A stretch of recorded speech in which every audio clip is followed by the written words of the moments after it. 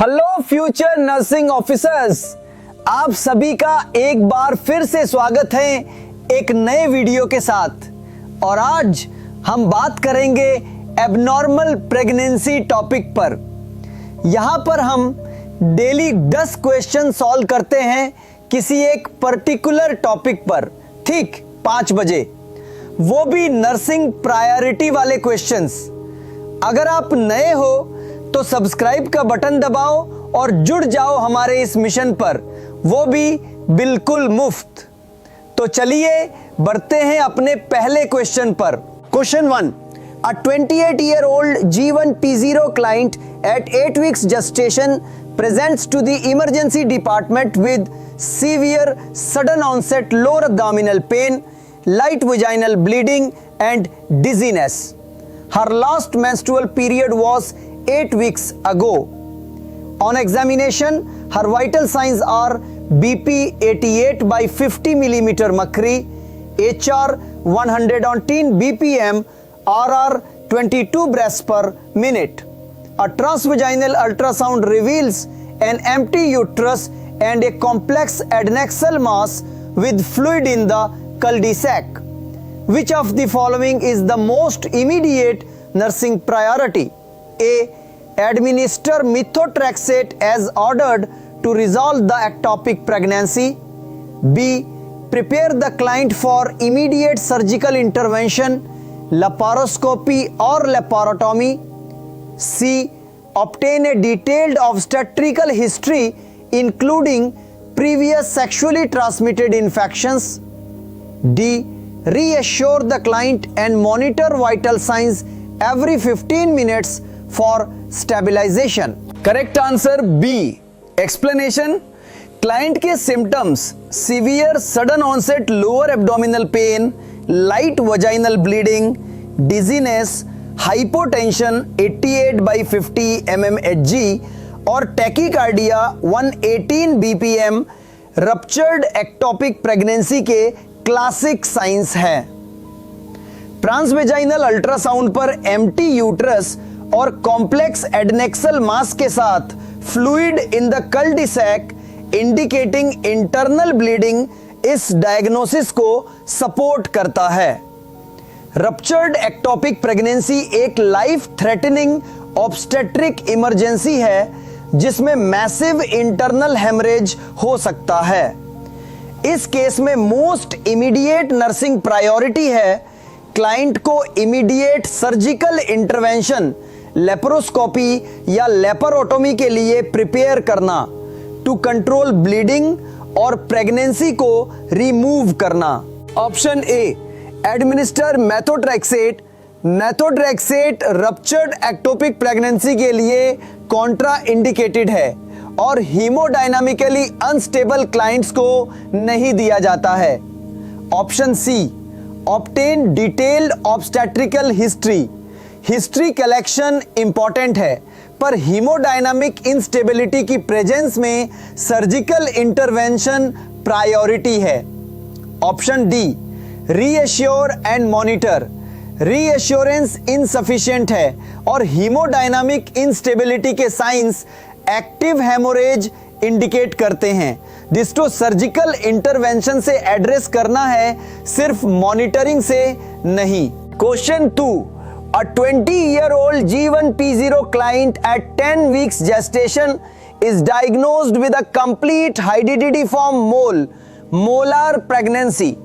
She asked the nurse about the importance of regular follow-up and avoiding pregnancy for the next year. Which of the following complications is the most critical reason for this recommendation? A. Increased risk of another molar pregnancy in the future. B. Potential for developing choriocarcinoma, a highly aggressive gestational trophoblastic neoplasia. C. Higher incidence of postpartum hemorrhage with subsequent pregnancies. D. Development of severe preeclampsia in future pregnancies. Correct answer B. Explanation, complete hydatidiform mole के बाद regular follow up और next year तक pregnancy avoid करना extremely critical है।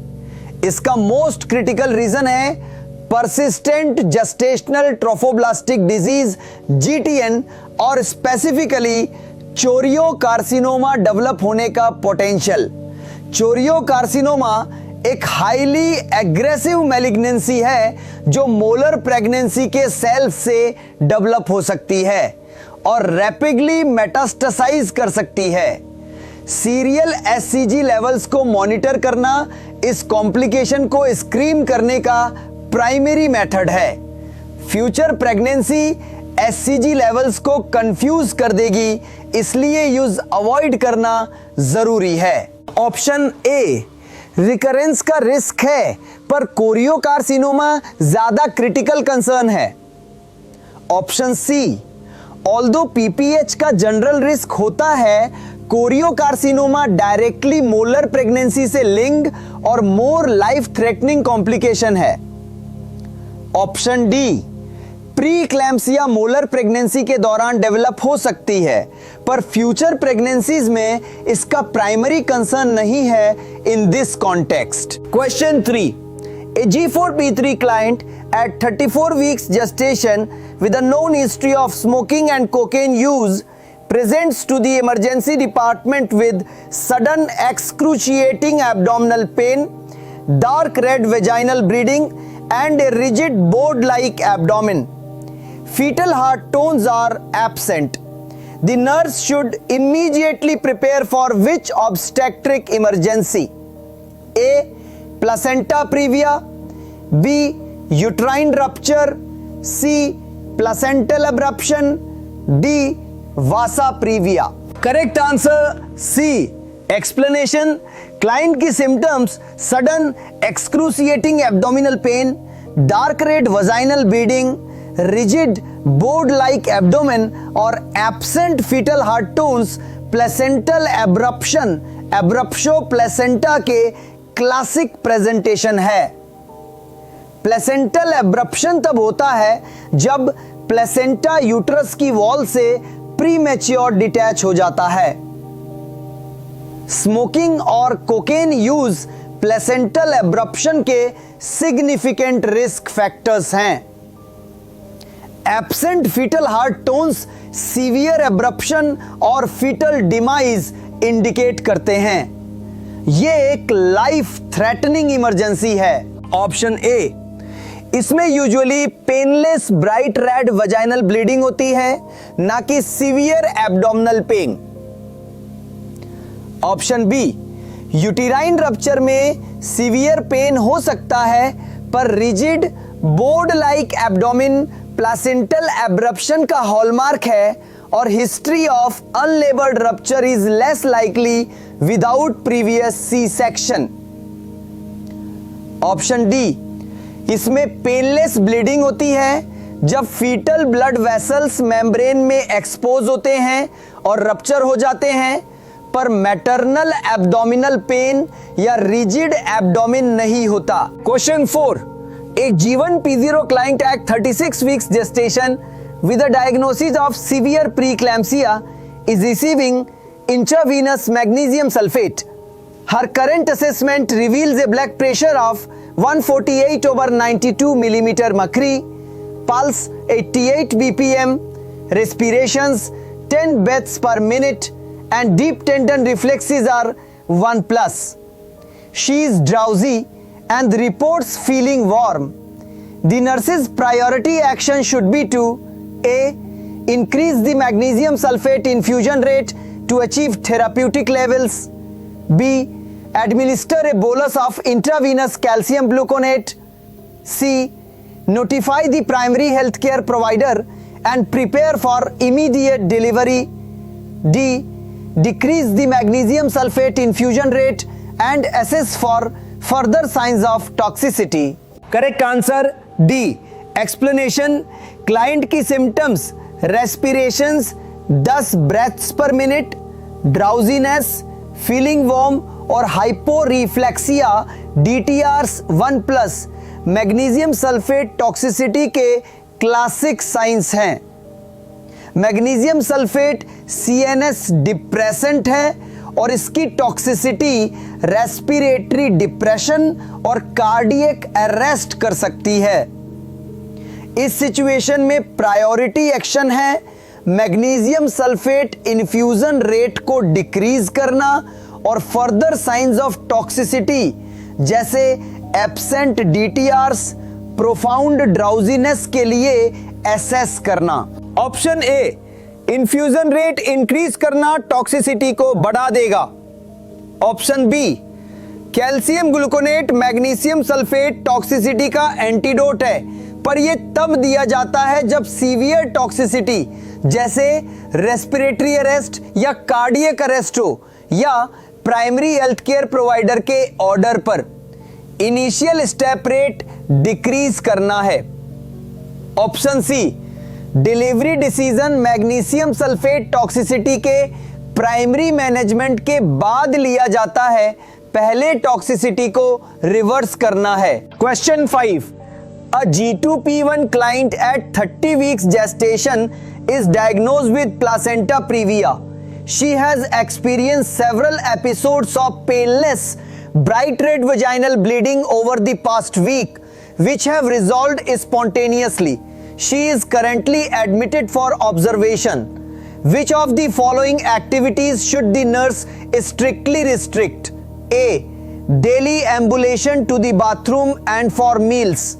B, sexual intercourse and dowsing. C, light exercise such as stretching or yoga. D, intake of fluids and fiber to prevent constipation. Correct answer B, explanation. Placenta previa तब होता है जब placenta cervix को partially या completely cover करता है।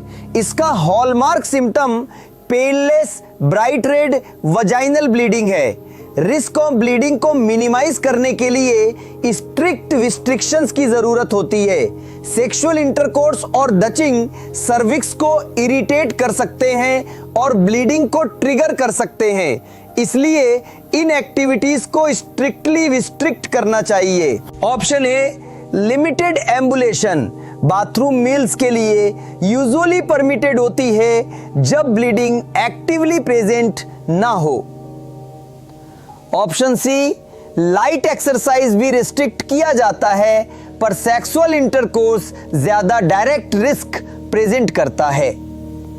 Option D, fluid और fibre intake को रिस्ट्रिक्ट करना कॉन्स्टिपेशन कर सकता है, जो स्ट्रेमिन से ब्लीडिंग को पोटेंशियली ट्रिगर कर सकता है, इसलिए इनटेक को एनकरेज किया जाता है। Question 6, a 35-year-old G1P0 client at 32 weeks gestation diagnosed with severe preeclampsia is admitted to the hospital.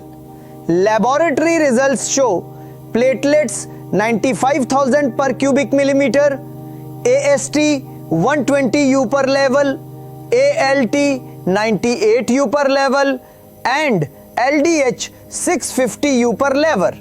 She also reports severe right upper quadrant pain.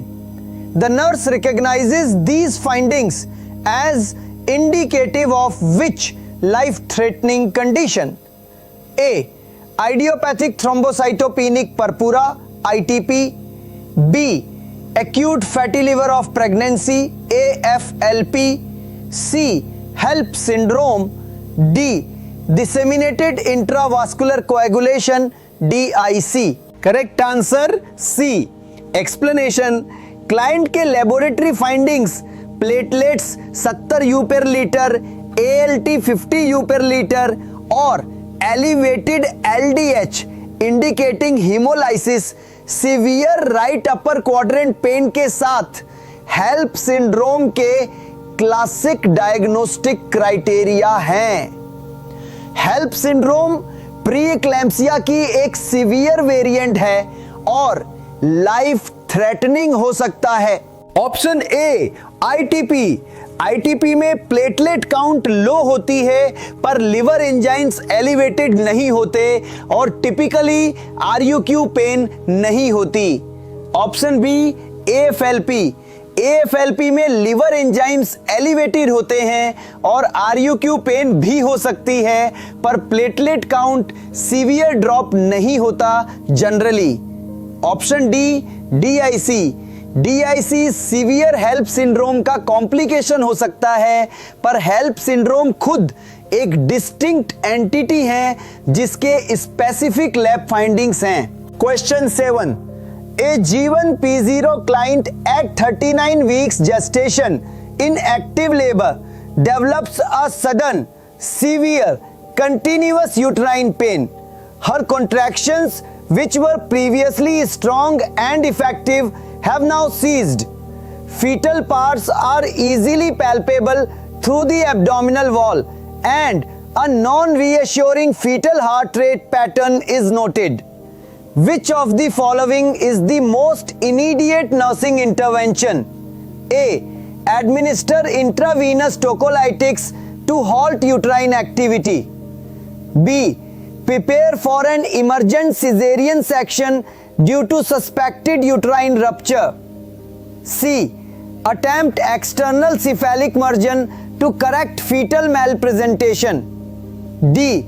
Insert a Foley catheter to decompress the bladder and facilitate descent. Correct answer B. Clinical. Explanation: client के symptoms sudden, severe, continuous uterine pain, cessation of previously strong contractions, easily palpable fetal parts और non-reassuring fetal heart rate pattern uterine rupture के classic signs हैं। Uterine rupture एक catastrophic obstetric emergency है जिसमें mother और foetus दोनों की life risk पर होती है। इस केस में मोस्ट इमीडिएट नर्सिंग इंटरवेंशन है क्लाइंट को इमरजेंट सीजेरियन सेक्शन के लिए प्रिपेयर करना टू डिलीवर द फीटस और यूटेराइन टीयर को रिपेयर करना। Option A, administer tocolytics. Tocolytics uterine activity को सप्रेस करते हैं, पर यूटेराइन रप्चर में कॉन्ट्रैक्शंस ऑलरेडी सीज्ड हो चुकी है और टोकोलिटिक्स ब्लीडिंग को बढ़ा सकते हैं। Option C, external cephalic version. Fetal malpresentation को करेक्ट करने के लिए ECV किया जाता है, पर यूटेराइन रप्चर के सस्पिशन में यह कॉन्ट्रा इंडिकेटेड है और डेंजरस हो सकता है। Option D, insert Foley catheter.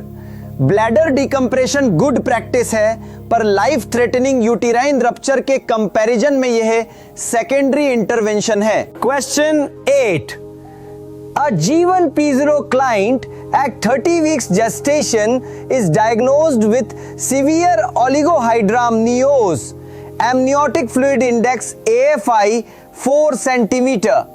She asks the nurse about the potential risks to her baby.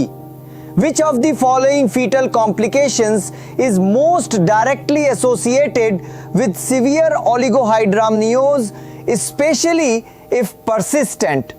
A. Macrosomia and shoulder dystocia. B. Neural tube defects and hydrocephalus. C. Pulmonary hypoplasia and skeletal deformities. D. Premature rupture of membranes and chorioamnionitis. Correct answer C. Explanation: oligohydramnios AFI 5 centimeter amniotic fluid की insufficient quantity को refer करता है। Amniotic fluid foetal lung development और musculoskeletal development के लिए crucial है। अगर ओलिगोहाइड्रैमनियोस severe और परसिस्टेंट हो तो ये फीटल कंप्रेशन और लैक ऑफ लंग डेवलपमेंट का कारण बन सकता है। इससे pulmonary hypoplasia, under developed lungs और स्केलेटल डिफॉर्मिटीज जैसे क्लब फुट, फेशियल कंप्रेशन हो सकती हैं, जो मोस्ट डायरेक्टली एसोसिएटेड कॉम्प्लिकेशंस हैं। Option A, macrosomia, large baby और shoulder dystocia typically polyhydramnios, excess amniotic fluid या जेस्टेशनल डायबिटीज से एसोसिएटेड है ओलिगोहाइड्रामनियोज से? नहीं। Option B, neural tube defects और हाइड्रोसेफेलस एमनियोटिक फ्लूइड वॉल्यूम से डायरेक्टली एसोसिएटेड नहीं होते हैं। ऑप्शन डी, प्रॉम ओलिगोहाइड्रामनियोज का कॉज हो सकता है पर कॉम्प्लिकेशन नहीं। चोरियो एमनियोनाइटिस प्रॉम का कॉम्प्लिकेशन है पर ओलिगोहाइड्रामनियोज का डायरेक्ट फीटल कॉम्प्लिकेशन नहीं है। Question 9, a G1 P0 client at 26 weeks gestation presents with persistent uterine contractions, cervical dilation of 3 centimeters and 80% effacement. A fetal fibronectin test is positive. She has no signs of infection. Which of the following is the most appropriate management plan? A, immediate induction of labor to prevent further complications. B, administration of intravenous tocolytics and corticosteroids and close monitoring. C, expectant management with strict bed rest at home and daily FFN testing. D, preparation for emergent cesarean section to deliver the fetus. Correct answer B. Explanation, client के symptoms persistent uterine contractions, cervical dilation 3 centimetre और effacement 80% at 26 weeks gestation preterm labour indicate करते हैं। Positive fetal fibronectin FFN test preterm delivery का high risk indicate करता है। इस scenario में most appropriate management plan है intravenous tocolytics administered करना यूट्राइन कॉन्ट्रैक्शंस को स्टॉप करने के लिए और कॉर्टिकोस्टेरॉइड्स एडमिनिस्टर करना फीटल लंग मैच्योरिटी को एक्सेलरेट करने के लिए। क्लाइंट को क्लोज मॉनिटरिंग में रखा जाएगा। Option A, immediate induction of labour. 26 weeks gestation पर फीटस प्री टर्म है और वायबिलिटी पर होता है। लेबर को हाल्ट करना प्रायोरिटी है to gain time for foetal development. Option C, expectant management with strict bed rest at home. Given the cervical changes and positive FFN, hospital admission और active management की जरूरत है। Strict bed rest alone enough नहीं है। Option D, preparation for emergent C section. C section तब की जाती है जब लेबर को स्टॉप नहीं किया जा सकता या फीटल डिस्ट्रेस हो। First attempt is always to stop labour. Question 10, अ G2P1 client at 38 weeks gestation with a history of gestational diabetes has an estimated fetal weight EFW of 4,500 grams via ultrasound. During her prenatal visit, she asks about her options for delivery. Which of the following delivery plans should the nurse anticipate the healthcare provider to most likely recommend? A, trial of labor with continuous electronic fetal monitoring. B, elective induction of labor at 39 weeks gestation. C, elective cesarean section. D, vaginal delivery with an episiotomy. Correct answer C. Explanation, macrosomia foetus का weight 4,400 grams gestational diabetes का common complication है। इस case में EFW 4,500 grams है जो significant macrosomia indicate करता है। Significant macrosomia से वजाइनल डिलीवरी के दौरान कॉम्प्लिकेशंस जैसे शोल्डर डिस्टोसिया जिससे फीटल ब्रैकियल प्लेक्सस इंजरीज हो सकती है और मैटरनल पेरिनियम ट्रॉमा का रिस्क सिग्निफिकेंटली बढ़ जाता है। इन रिस्क्स को मिनिमाइज करने के लिए most likely recommendation elective caesarean section है। Option A trial of labour. Trial of labour तब कंसीडर किया जाता है जब EFW थोड़ा कम हो या अदर फेवरेबल फैक्टर्स हो। 550 ग्राम्स पर रिस्क हाई हो जाता है। Option B elective induction of labour. Induction of labour macrosomic fetus के लिए शोल्डर डिस्टोसिया के रिस्क को कम नहीं करता और समटाइम्स इससे बढ़ा भी सकता है।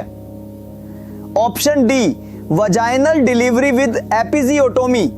एपिजियोटोमी शोल्डर डिस्टोसिया को प्रिवेंट नहीं करता और अपने आप में एडिशनल पेरिनियल ट्रॉमा ऐड कर सकता है। वीडियो पसंद आया हो तो इससे लाइक करें, शेयर करें और चैनल नर्स अंडरस्कोर विकी को सब्सक्राइब करना ना भूलें। कमेंट्स में जरूर बताएं कि ये MCQs आपके लिए कितने हेल्पफुल रहे। मिलते हैं नेक्स्ट वीडियो में एक नई टॉपिक के साथ। तब तक keep learning and stay awesome.